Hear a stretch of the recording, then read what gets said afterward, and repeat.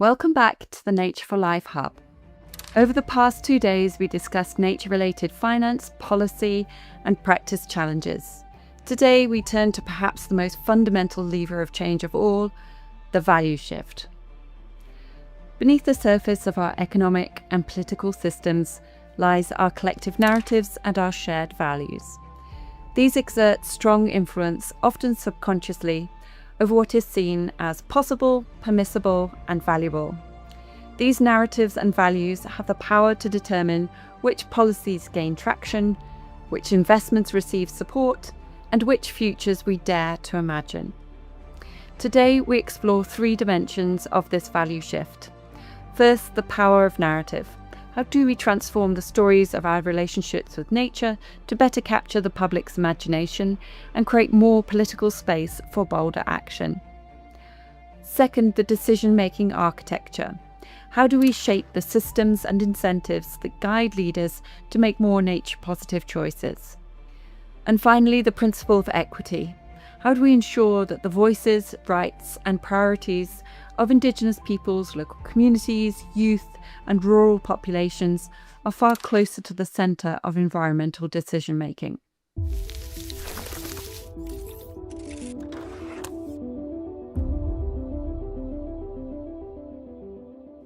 We begin with the power of narrative. There are a variety of nature narratives in circulation, some of which assert the importance and superiority of humans over their environment, others which alarm us with extinction rates of wildlife and ecosystem destruction, sometimes to the point where we'd rather not hear more. But most pervasively, there is the nature versus development narrative, which suggests that nature conservation is only at odds with economic and development interests. At their best, narratives can elevate the value of nature in our everyday lives, but at worst, they are pitting people against nature. This is why narratives are a key part of the Nature Pledge's value shift and central to our discussion today. So how do we elevate the value of nature so that it's considered the driving reason for a new era of human flourishing? And how do we make the foundational value of nature impossible to ignore in economic and political choices? Our first dialogue is with the remarkable Peter Julian, who works at the intersection of science and storytelling. Hosting this discussion is Sean Lees, UNDP's Nature Pledge Coordinator for Asia and the Pacific. Sean works to facilitate the transformative shifts in our approaches to nature, integrating nature-based solutions into sustainable development practices. Let's listen in. Do we need to deploy new narratives? Transforming a lot of that frustration into what can we urgently do? There certainly needs to be a point of engagement. Is labeling nature as an economic asset involve any trade-offs? We need to begin thinking about our planet in terms of resilience. We need to make some different decisions. Peter, welcome to the Nature for Life Hub Dialogue. Thank you. For years, people like yourself, people like me, environmentalists, have focused on getting the public to care more about nature. And indeed, the facts around nature loss and extinction can create outrage that leads to change in our behaviors. But some are saying that the public is turning away from this kind of messaging. Do we need to deploy new narratives, ones that are less gloom and doom, if you will? What's your view? I grew up seeing documentaries, seeing National Geographic magazines, all of these different sources of inspiration about biodiversity in the natural world. And when I first started having the opportunity to travel and visit these places, I was seeing a different reality. I remember the first time I flew to Borneo and actually seeing deforestation from the plane at the scale at the time with some of the highest rates of deforestation in the world. And that not only wasn't being conveyed in the global way that it needed to be, but it also, came to realize that that doom and gloom aspect was 100% of the tone with which we lived in the conservation world. And you would take whatever small victories you could have, um, and morale was often pretty low. I think that was kind of the norm for a long time. When I got into the storytelling space, working on different documentaries.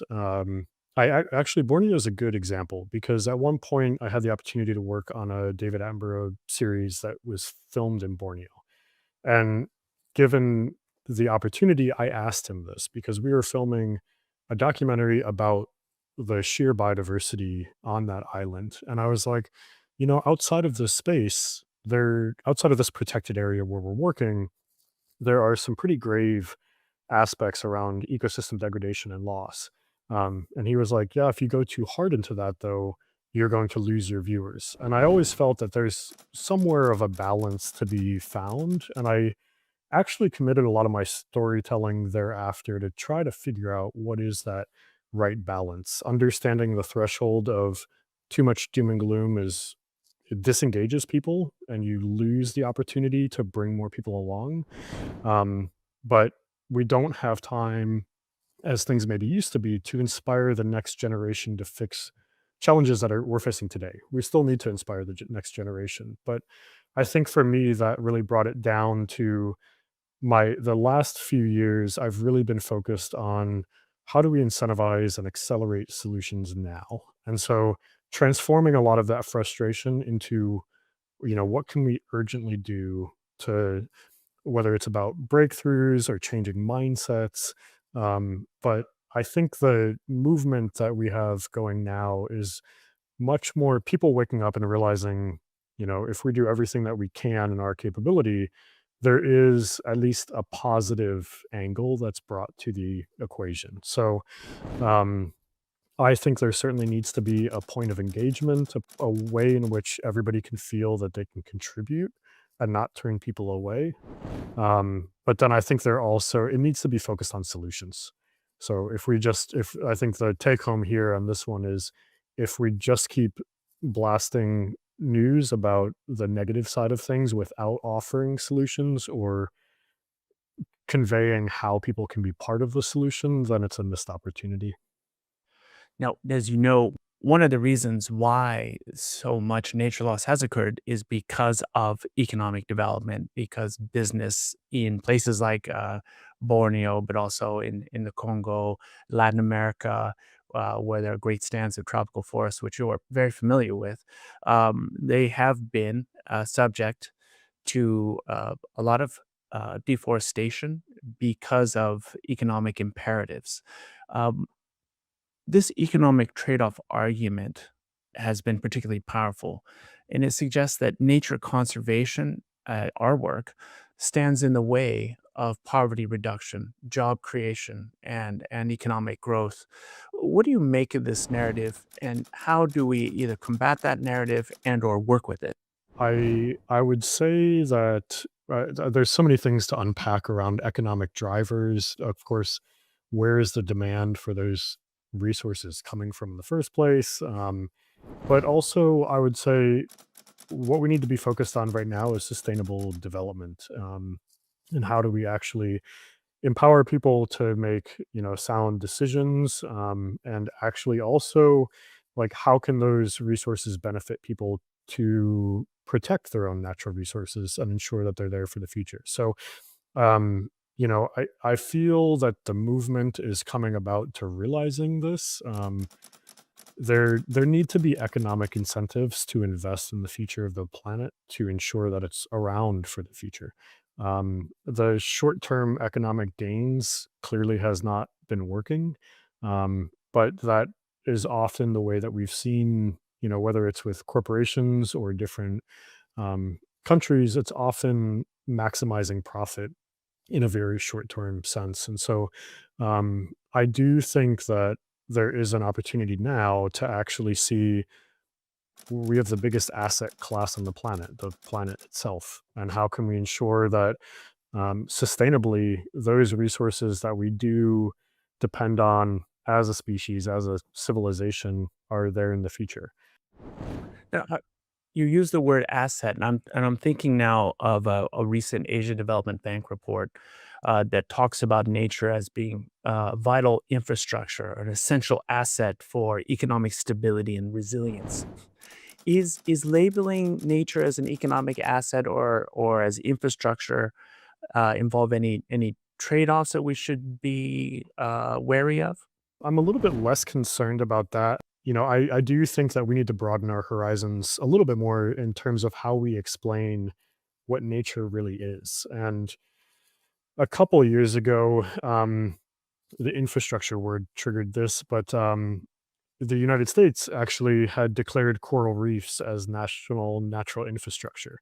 And it was an interesting angle to convey that we should be protecting coral reefs for the benefits that they provide in terms of resilience, coastal resilience and stability, fisheries, even national security matters. And so and thereafter I saw how different conversations were being held and people were referencing that and people understand investing in infrastructure. If you look at, tropical rainforests, they are the infrastructure of significant proportions of, equatorial world. And so I try to think about these things differently as well as we invest in infrastructure in our urban concrete jungles, and we protect that, and we look at ways of mitigating emergency response and things like that. We need to begin thinking about our planet in terms of that kind of resilience, that kind of protection. We focus so much on national security. I think if we framed things in terms of planetary security and resilience in a more holistic sense, these types of things begin to make sense. And I think that more people may come on board because we're meeting, I don't know about halfway, but we're meeting in some kind of middle about how to explain the problem and come up with solutions. Yeah, agreed. Allow me to pivot for a moment. As you know, in 2022, the UN General Assembly recognized the human right to a clean, healthy, and sustainable environment. How might this relatively new human right be fully leveraged to halt and reverse biodiversity loss, in your opinion? It almost seems intuitive in terms of these are rights that we should all um, ensure exist for everybody on the planet. But that certainly and obviously is not the case. But I also think of all of these matters in terms of we are a species. We exist in this world. I don't think that it is viewed in that way as often, but we have a natural habitat and we are more interconnected than ever. I think COVID-19 is an excellent example of just how fragile our entire species can be because of how interconnected we are. There are obviously many pros and cons, but we're vulnerable. And so I think that at the bare minimum, having those rights is critical to our own survival. And I don't, it's a little hypocritical to say something so doom and gloom after the previous question we just talked about, but I worry about the future existence of our own species if we don't begin to focus more on these types of matters on a different mentality. How do we ensure that we as a species thrive and exist in the future? I think we need to make some different decisions. In terms of changing mentalities, I'm wondering, is there anything that you think we could learn from the women's rights movement, the labor rights movement, or other social movements of the past? Certainly. And I think the synergy there is certainly around movements and how do we coalesce and bring people together. That is certainly something that I think various successful movements, especially in the latter half of the last century, gained a lot of traction around and success. I feel that recently there is a different focus and energy, perhaps because of the urgency. There were certain things that were being warned about in the 60s and 70s that essentially all have played out by now. Um, I think that there's this other wave of true realization of planetary crises and tipping points that is activating a movement again. What I would maybe seek to learn from those historical examples that you mentioned is the interdisciplinary composition of who is part of that movement. We need everybody involved in this across different sectors, across different countries, and not just the usual suspects within a given field trying to solve a given problem. So that's probably what I would look towards is, what are our blind spots in this sense, and who else do we need to bring to the table? Um, Speaking of bringing people to the table, I understand you've been deeply involved in the X Prize Rainforest competition, and if I understand things correctly, in this competition, teams are awarded for designing and deploying technologies to better understand and protect tropical forests. Uh, how can this technology and/or engagement of technology be leveraged to increase the value we place on nature? What might be some examples? Yeah, totally. I mean, XPRI I was at XPRIZE for 5 years and joined, to run that prize, and that was really the mission, was not monitoring just for the sake of monitoring, but how can we monitor in a way that communicates the value of standing tropical forests and communicate in that sense that it is truly better to invest in thriving ecosystems that, there's a big focus in Brazil with that prize. It was funded by a Brazilian foundation, the Alana Foundation. And within Brazil, there's a big focus on bioeconomies, just and sustainable bioeconomies.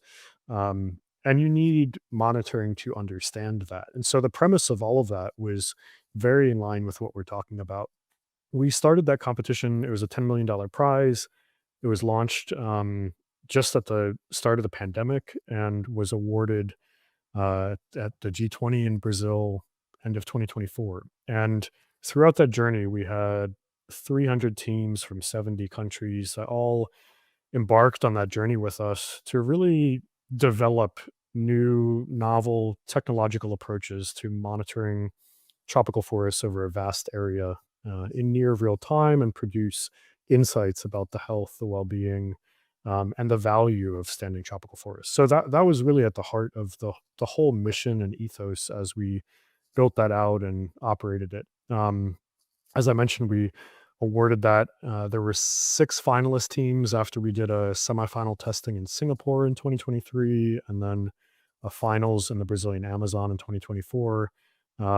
And all of those teams really have been going on to do amazing things, and it's phenomenal to see. So to me, that was a movement. That was, a global ecosystem of partners that we made sure to involve and partner with indigenous communities, heads of state, ministers of environment, academic institutions, tech companies.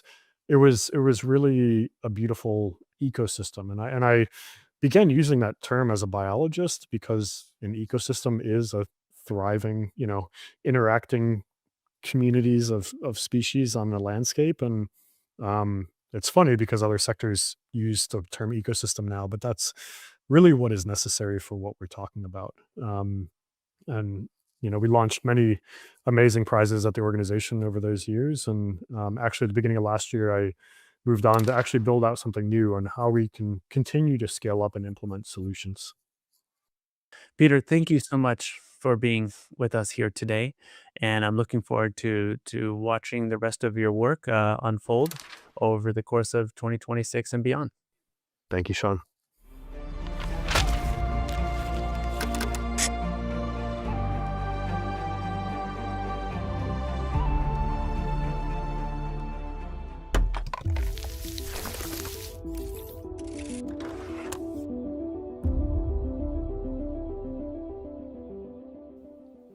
A powerful narrative can shape beliefs, but final test is whether it shifts behaviours at a systemic level as well. Here we see a persistent disconnect, leaders and institutions publicly championing the value of nature, yet destructive economic and policy decisions continuing to be made. This suggests that sometimes these high-level actions are shaped less by stated conviction and more by the very architecture of the systems within which these leaders are operating. To explore this, our next conversation is with Brett Jenks, an expert in behavioural science and systems design. Hosting this discussion is Terence Hay Eddy, UNDP's Programme Manager for Local Action. Indigenous peoples, and nature. We can't impose conservation. How do you connect coalitions? Humans tend to have a single action bias. It's normal to have a series of experiments. Conservation doesn't work unless it is co-created, co-managed. How do you allow for that experimentation and the learning to be built into your project design? And almost all environmental problems are caused by one species.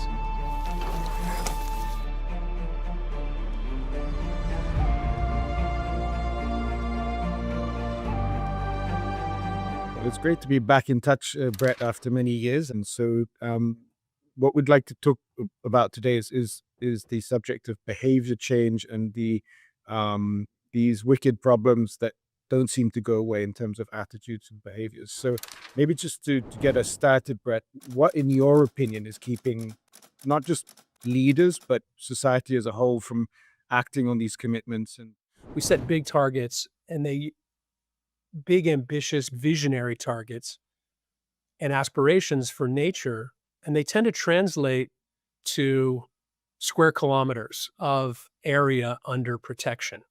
And so we end up with a 30 by 30 vision, which says we should be protecting 30% of nature by 2030. And the way you end up implementing and executing on a plan like that is to go out and find the biggest places you can and put them under legal protection through some regulation and some regulatory body. And of course, there's nothing wrong with the concept of protecting 30% of nature. But if you then go visit a protected area that has been created in the last 20 or 30 years, in each community, in each protected area, you see a microcosm of this global challenge. And that is, I have visited parks in my career where people didn't even know that they lived in a protected area, where it's literally news to them that the area around them is now protected. And I think fundamentally, it's a flaw in the way that we think about biodiversity conservation. And so a couple of the really big things that are missing. People change for three reasons. People change when they see other people change. People change when they believe other people expect them to change. And then people change really quickly, and they overcome all of their logical obstacles to change when they feel that the rate of change is accelerating. And so what does that have to do with biodiversity? What I would say is people generally don't see, it's not a norm. Generally speaking, we don't have a norm, a social norm globally around protection of, curation of, stewardship of nature, with some fundamental outlying, and really positive exceptions. There's a lot of indigenous people who have long protected and engaged with nature in ways that are quite different from the Western world today. so I think we'll be talking about these questions of social norms, culture, behavior from different angles. But just to take us back to the comment you made about hectares. So under the last set of biodiversity goals, there was a lot of attention given to the area-based target around protecting 17% of the earth, and now we have a 30% target. And what we've seen there, of course, is a broadening of the inclusion of a much wider range of governance types, including indigenous territories as a third pathway. So this whole notion of what a protected or a conserved area is now being massively reinterpreted through advocacy from Indigenous peoples. In the current GEF8 cycle, for the first time, we saw a focus on behavior change, stemming from this realization that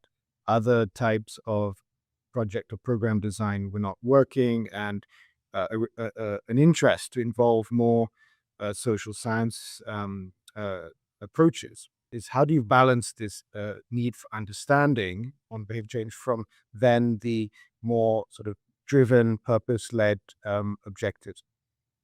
The simple answer is we shouldn't be doing conservation to people. We should be co-creating conservation strategies with people.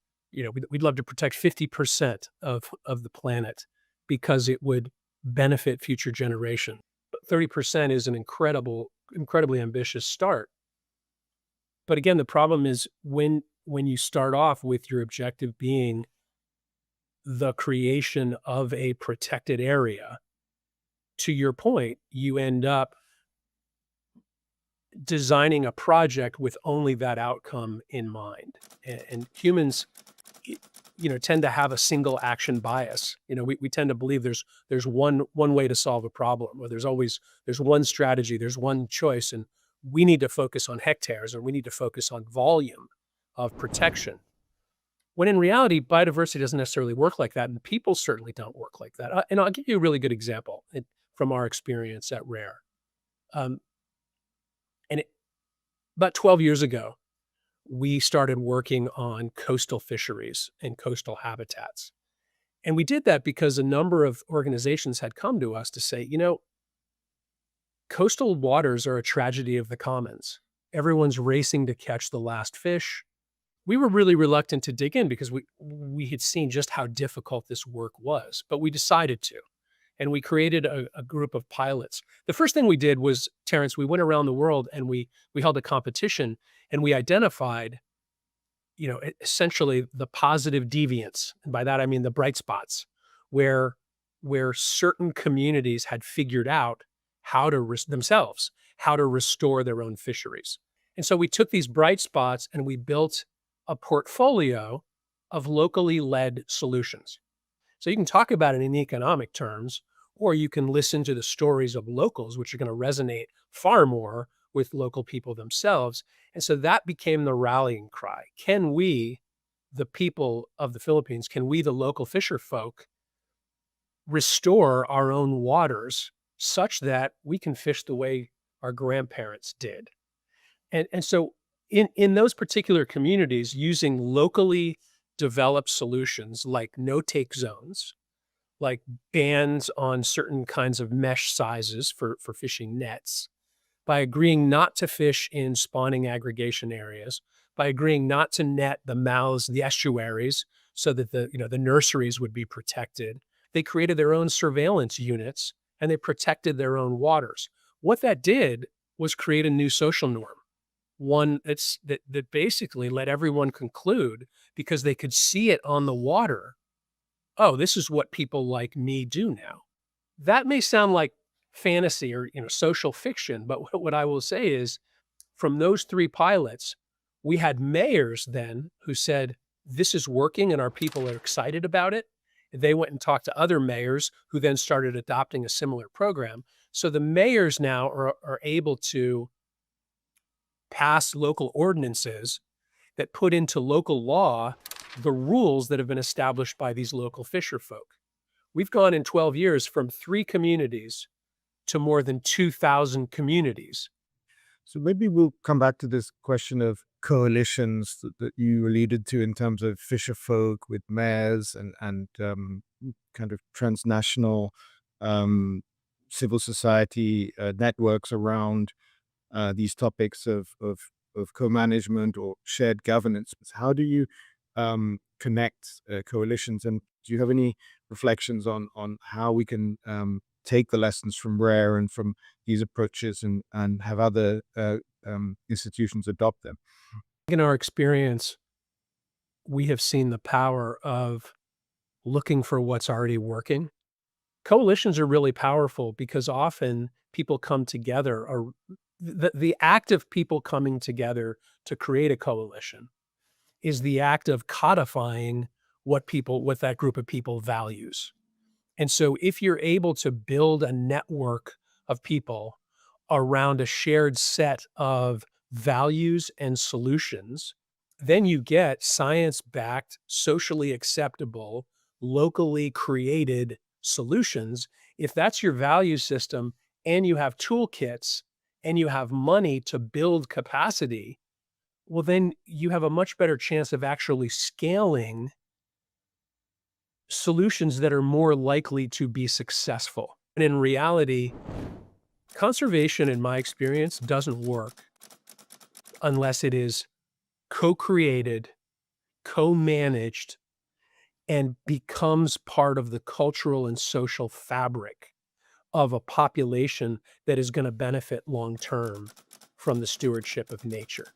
We can't impose conservation. So this question of emergence in complex systems is social emergence is at the center of this. So that um, by adopting a coalition-based approach where multiple actors are constantly changing positions, I think there is a greater chance that in the mix of different solution seekers that the solutions will stick in the longer term.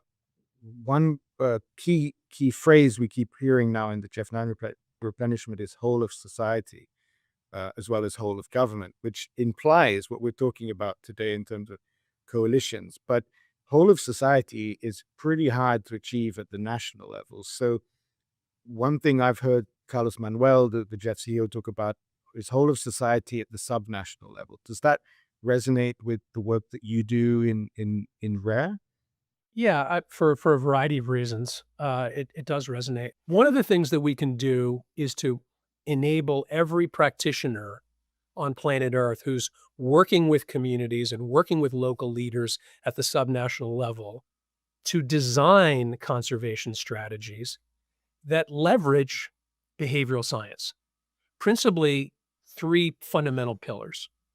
One is emotional appeals. We need to make our insights much more emotionally appealing. We need to make biodiversity conservation something that grabs people by the heart. Second, we need to think about social incentives. When a community sees other community members changing, they're way more likely to change. You can design social incentives as a part of any conservation project. First, though, a practitioner needs to know, what does that look like? What does that mean? What are some other examples and some other stories where people have leveraged emotional appeals and social incentives? And then ultimately, you need to create choice design. How do you make it easy? The same way you think about, exiting a building. There's a sign that says exit, and intuitively that's where you go. Or recycling. Here's composting, and here's a plastic container. It's much easier to do if you have a little sign, a little nudge in that direction. Those are three very basic high-level pillars in which there are thousands of examples and practices that are simply not the norm. We like to describe it this way. Most conservation leaders, most conservation practitioners studied a habitat, studied a species, studied nature. Almost all environmental problems are caused by one species, and that's us, human beings. But how many conservationists studied behavioral economics, social psychology, neuroscience? So if we're going to save nature, we've got to study human behavior just as much as we study gorillas or dolphins or aspen groves. That's the fundamental insight that we need to embrace. How do you allow for that experimentation and the learning, the iterations of learning to be built into your project design? And it sounds really boring and mundane, but just to allow midway through a project a course correction is actually one way of doing that. That the assumptions before you started implementation have to change after 1 or 2 years. One of the great frustrations of any nonprofit practitioner is the fact that most of the assessment of your project is done based on a plan that was designed 3 years ago when the proposal was written. And so having to explain to a donor, especially donors that are reluctant to give you the freedom to go iterate, is incredibly not only frustrating. It's just counterproductive. It's funny because RARE now has a portfolio of for-profit businesses, and in addition to nonprofit businesses. And in the for-profit arena, there's an agreement that you're developing a product, you're developing a service, you're pivoting every single week. You're pivoting, you're changing, and you're allowed to change because your job is to return resources with a successful business to your investors. And so nobody has a hang up about shifting course provided you get a really clear outcome, which basically says before you hire an assistant, before you open an office, before you hire staff, before you worry about your logo, does your product solve a problem for a consumer? Number one. Is your consumer willing to pay more for the product than it cost you to deliver it? And are there many others out there who are willing to do the same, to buy your product? And if the answer to those three questions is yes, well, then you might have a viable business. Think about how different that is from we're going to protect 1 million square kilometers out there. And maybe we're going to go out and talk to the people who live there about whether or not they think that's a good idea. And here's $10 million. I mean, it just juxtaposed those two ideas. And that's one of the challenges we face when we don't, in the for-profit arena, you buy shares in a stock. You're buying a tiny piece of a company, but you don't have any say in whether that goes to the corporate retreat or the logo or the swag or a line item for marketing, in Uzbekistan.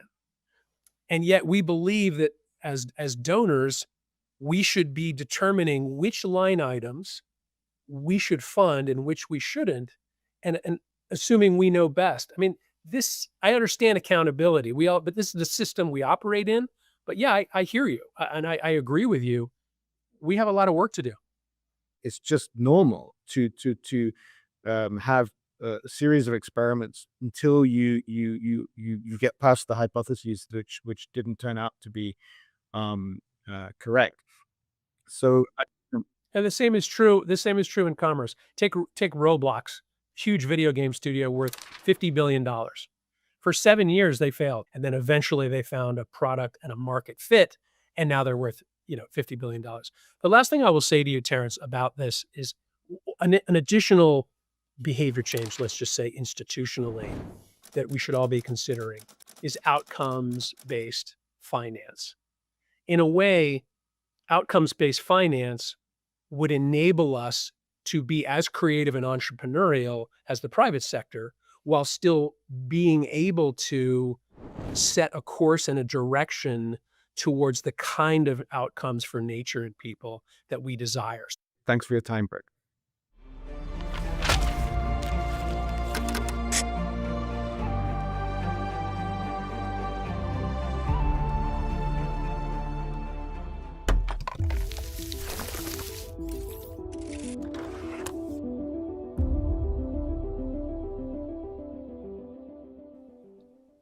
Our final dialogue brings us to a perspective that is too often overlooked, but absolutely essential.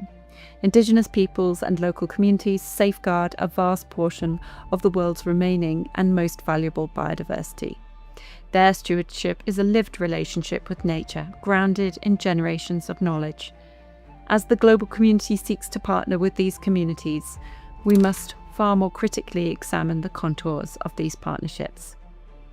To do so, we are honoured to be joined by Siena Duval, the coordinator of the Environmental Management Department of the Indigenous Council of Roraima, Brazil, and co-chair of the Indigenous Peoples Caucus of the COP30 Special Envoy. For over a decade, Siena has been a powerful advocate working on the front lines of climate discussions to ensure that local environmental and territorial actions are included within appropriate public policies for Indigenous peoples. Hosting this discussion is Anna Medri, Team Lead and Partnerships Advisor for the Equator Initiative here at UNDP. Que o termo parceiro é você ter também uma ligação de confiança, né? Uma discrepância entre o que os povos indígenas e as instituições realmente entendem por uma boa parceria. A gente tem que olhar muito a questão política interna, como as comunidades se organizam. Onde é que a compreensão do consentimento livre, prévio informado geralmente falha entre a política e a realidade? É a metodologia de construir junto. Então é um trabalho em conjunto. Eu vou muito dessa perspectiva de construir junto. Olá, Cineia, seja bem-vinda e obrigada por se juntar a mim aqui hoje. Temos alguns minutos juntas para conversar sobre parcerias. Parcerias entre povos indígenas e governos, setor privado e instituições internacionais. Porque muitas vezes ouço líderes falarem sobre parceria, mas sei que essa palavra pode ter significados muito diferentes na prática. Então, quero saber como você realmente se sente em relação a isso. Olá, Ana, muito obrigada. Muito obrigada pelo convite para falar desse tema tão importante. É um tema onde a gente vai abordar tanto parceiros, nacionais, parceiros internacionais, parceiros do governo, não governo. É muito importante dizer que para nós o tema e o termo parceria é você ser parceiro dos povos indígenas, apoiar nos seus modos de vida, naquilo que eles já estão fazendo, nas suas terras, na sua cultura, na vivência dos povos indígenas. Então, ter essas parcerias são apoios onde realmente fortaleça cada vez na área do direito, na área de educação, na área da saúde. Então, o termo parceria não significa, porque dá um tom que você ter um parceiro é você fazer um trabalho junto, é um trabalho sempre respeitando de ambas as partes, tratar de uma metodologia, de uma interação, onde a gente aplica junto com os povos indígenas, uma metodologia de fortalecimento do trabalho que já tem feito. E nessa parceria é muito importante dizer que o termo parceiro é você ter também uma ligação de confiança, né?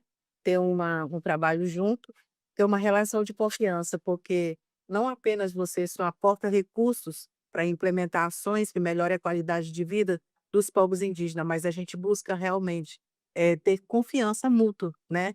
Nos parceiros que estão nos ajudando a fortalecer em todos os anos do trabalho que os povos indígenas vêm fazendo pelo bem viver, né, de todos os povos indígenas, em qualquer espaço que nós possamos estar. Então, ser parceiro, né, principalmente de órgãos governamentais, ser parceiro principalmente, né, de eh, organizações que também criam esse vínculo de parceria junto com os povos indígenas. A gente traz nesse momento, né, esse nome para nós, parceria é como um ajuri. O que que é um ajuri? É você se juntar para fazer um trabalho juntos para a melhoria, né, dos povos indígenas. Então, trazendo, né, na perspectiva dos povos indígenas, quando a gente adquirir um parceiro, é justamente para que possa fortalecer todo o trabalho que é feito pelos povos indígenas. Muito obrigada, Cineia. Então, pelo que eu entendo, pelo que eu observei no meu trabalho, há uma lacuna, uma discrepância entre o que os povos indígenas e as instituições realmente entendem por uma boa parceria. E aprendi que essa lacuna nem sempre tem a ver com más intenções, mas com a forma como as decisões são realmente tomadas. Qual é a sua perspectiva sobre isso? Implementa projetos, né, em terras indígenas, que é o que mais acontece nas parcerias, e principalmente de órgãos públicos, né? A tendência é que chegue para nós um formulário que diz como vai ser implementado aquele projeto e traz algumas regras sem antes conversar com os povos indígenas, para dizer para eles: olha, isso está de acordo com a vivência de vocês, né? Isso a gente pode trabalhar junto para construir uma metodologia onde a gente possa implementar essa questão de ser parceiros, né? Mas também a gente não impor e deixar uma grande lacuna de trabalho juntos. Então, sempre, né, eu fiz, por exemplo, né, na minha tese de mestrado, eu fiz, né, um trabalho onde eu consigo balizar como as pessoas não indígenas podem trabalhar com os povos indígenas, né? Como elas podem chegar e fazer um trabalho e construir uma proposta, né, de implementar ações, de fortalecer o trabalho que já tem sido feito e tendo essa confiança mútua. Porque se você não tiver, né, uma confiança mútua entre o que você está fazendo, é provável que o resultado para ambas as partes ele não seja um resultado que realmente possa ser um resultado positivo ou um resultado de sucesso. Claro. Então, quando as organizações dizem que querem ser parceiras, qual é para você o primeiro sinal que você procura para saber se isso é genuíno ou não? Ele tem uma relação de confiança com povos indígenas. É saber se eles querem respeitar o direito dos povos indígenas, dizer como é que eles têm construído, né, os seus trabalhos e como ele quer estar nessa parceria. É muito importante a gente ouvir sobre isso, porque muitas vezes, e aí eu quero dar alguns exemplos, chega recursos ou projetos de cima para baixo. A gente tem um projeto para apoiar povos indígenas, mas vocês têm que fazer dessa forma, como está no quadradinho. Vocês não podem sair desse quadrado. E muitas vezes a gente quer dizer: "Olha, apesar de ter vindo quadrado, a gente quer trabalhar essa parceria meio que oval, onde a gente possa realmente, né, numa perspectiva de fortalecer o trabalho que a gente faz, fortalecer nossos direitos", né. Então, há uma conversa por trás dessa questão da parceria. Ser parceiro é você criar uma relação de confiança, não tem jeito de fugir disso, né. E muitas vezes, em instituições, nós criamos essa relação de confiança com pessoas e felizmente, nem todos que estão dentro de uma instituição, eles têm a desenvoltura para trabalhar com povos indígenas, e são poucas as pessoas que se identificam para trabalhar com povos indígenas. Então a gente cria em todas as instituições praticamente, principalmente governamentais, são pessoas que têm uma desenvoltura para trabalhar com povos indígenas. Então, você falou sobre isso um pouco antes. O consentimento livre, prévio e informado é muito discutido e, como sabemos bem, é uma das principais salvaguardas dos direitos e da autodeterminação dos povos indígenas, garantindo essencialmente que eles possam tomar suas próprias decisões sobre o que acontece em suas terras e territórios.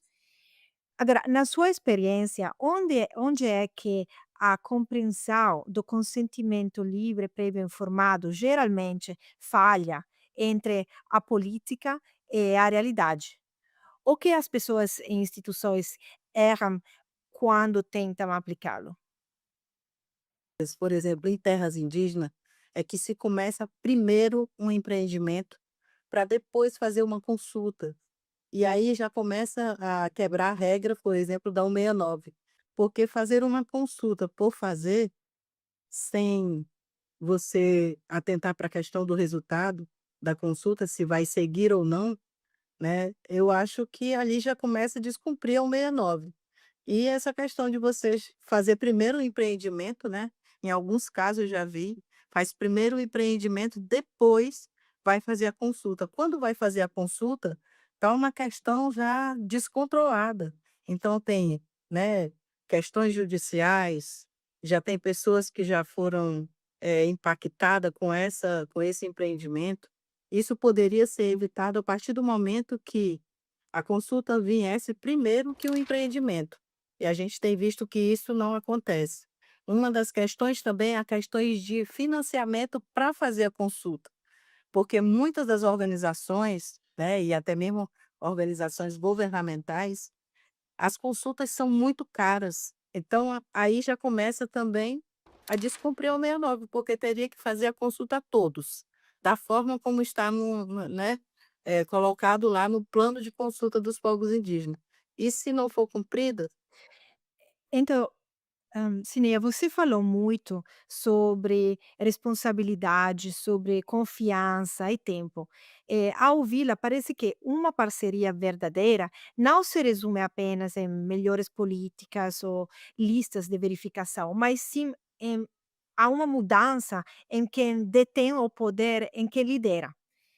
Se os líderes estivessem realmente dispostos a fazer essa mudança, qual seria o compromisso, o comportamento que você gostaria de ver deles daqui para frente? para que realmente qualquer um que vá fazer essa consulta, que vai fazer essa parceria, que vá ter um programa realmente, primeiramente ouça, né, aos povos indígenas nesse contexto, de saber realmente como se organiza, como é a política interna deles, o que realmente eles gostariam de ser apoiado, porque às vezes a gente tem diretrizes que diz: "Olha, eu quero implementar aqui, uma tecnologia de ponta e que vai melhorar aí a qualidade de vida do monitoramento. Mas primeiro você precisa conversar com a comunidade e perguntá-la: vocês gostariam de fazer esse monitoramento? Vocês gostariam de trabalhar com outras tecnologias que não seja a sabedoria indígena?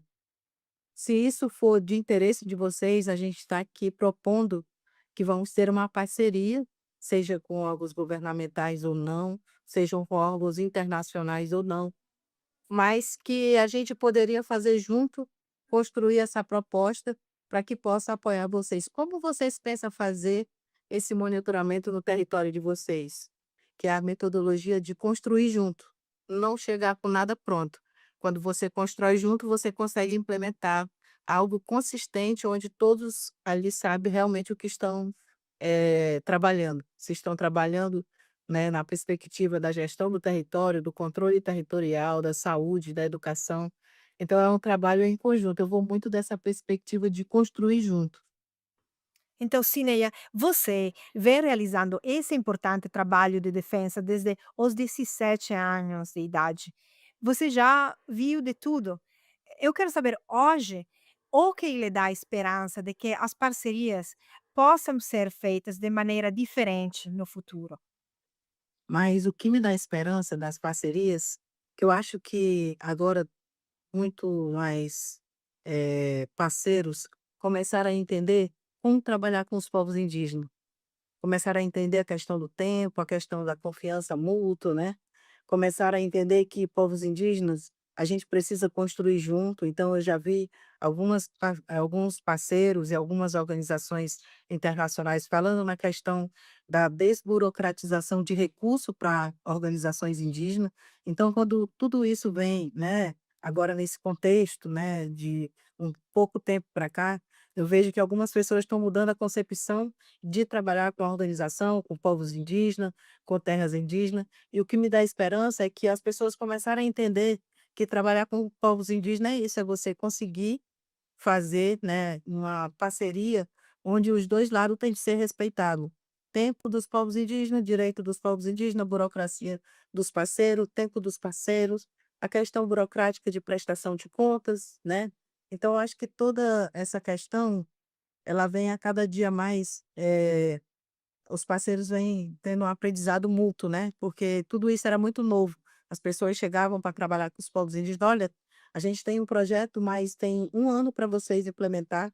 E aí eu falo muitas vezes de projeto realmente, até projetos da ONU, internacionais, né, que chegam, para povos indígenas: "Olha, nós temos projetos emergenciais, tem que terminar em 6 meses". E aí muitas vezes a gente ficava olhando, eu digo: "Não consegue terminar em 6 meses". O tempo não é o mesmo tempo que eles estão pensando. A gente pode estar até numa emergência, mas o tempo das comunidades realizar as ações ou de fazer qualquer outro trabalho é outro. Então eu acho que a esperança é que cada vez mais as organizações comecem a perceber metodologicamente como eles podem, né, ir se adequando um com o outro para fazer com que as parcerias sejam realmente boas, né, para ambas as partes, não só para os povos indígenas, mas que eles entendam que os povos indígenas são diferentes, que a gente precisa cumprir ao 69, que existe protocolos, né, dos povos indígenas de consulta, que existe várias ferramentas construídas por indígena que baliza implementações de ações nas terras indígenas. E a gente tem aí planos de vida, plano de gestão territorial ambiental, a gente tem aí os planos de adaptação às mudanças climáticas, protocolos de consulta, né? Então, a gente tem muitas ferramentas construídas por indígenas que hoje vão balizar todas essas parcerias que vier para as terras indígenas. É muito importante dizer que, claro, cada dia a gente vai mais se adaptando, vai se organizando melhor para que as pessoas possam entender que os povos indígenas passaram a construir seus próprios mecanismos de implementação de ações. E é muito importante, cada parceiro, quando chega a uma organização, a uma terra indígena, a um povo, ele sempre pergunta qual é a forma política de se organizar internamente, porque é essa forma que eles precisam trazer para dentro da parceria. É sempre quando eu digo em relação ao plano de gestão, não existe uma receita pronta, mas nós podemos criar, né, vários canais de entendimento sobre a questão das ferramentas que os povos indígenas têm construído para a questão das garantia do direito, né? Da garantia do direito das mulheres, dos jovens. É muito importante dizer que tudo isso tem que estar no contexto de uma parceria. Parceria de tempo, a gente tem que olhar muito a questão política interna, como as comunidades se organizam. Ao chegar numa comunidade, as pessoas possam observar sobre quem são as pessoas que estão ali à disposição para conversar sobre o assunto. É muito importante também uma questão da tradução, mas a tradução que eu digo é que muitas vezes o parceiro chega na comunidade, ele fala de uma forma do projeto ou do programa, como se a comunidade já tivesse ouvido falar sobre aquilo. Ele precisa traduzir isso em palavras simples, onde as comunidades possam entender o que realmente o parceiro está querendo falar. Ele vai trazer o intérprete, ele vai dizer de forma mais simples o que ele está querendo falar sobre mitigação, adaptação. Com essas palavras é difícil você fazer um diálogo numa comunidade. Então, é uma dica que, para qualquer programa, qualquer parceria, você tem que fazer uma tradução daquilo que você gostaria que essa comunidade entendesse ou que vocês dialogassem sobre isso. E isso é uma metodologia muito importante que a gente aprendeu também na vivência, né? A gente traduzir daqui para lá e ouvir a tradução de lá para cá, para que a gente possa ter uma proposta consistente. Muito obrigada, Cineia, por se juntar a mim hoje. Foi um verdadeiro prazer. Obrigada, Ana.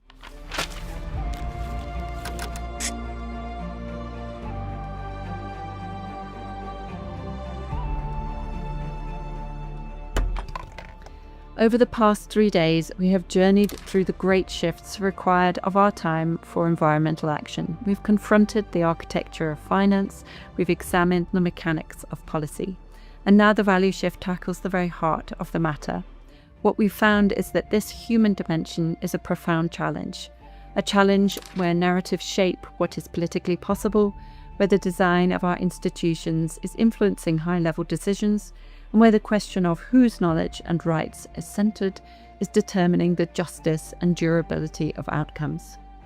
The conclusion then is no easy answer. It is that this is where our most essential work for systemic change truly lies. We invite you to continue your learning on the Nature for Life Hub platform. The curated learning journeys you'll find here are an opportunity to delve deeper into these topics at your own pace. Let's now carry these insights forward to become all ourselves the storytellers, the systems builders, the allies who will forge a future where both people and nature thrive. Thank you so much for being a part of Nature for Life Hub.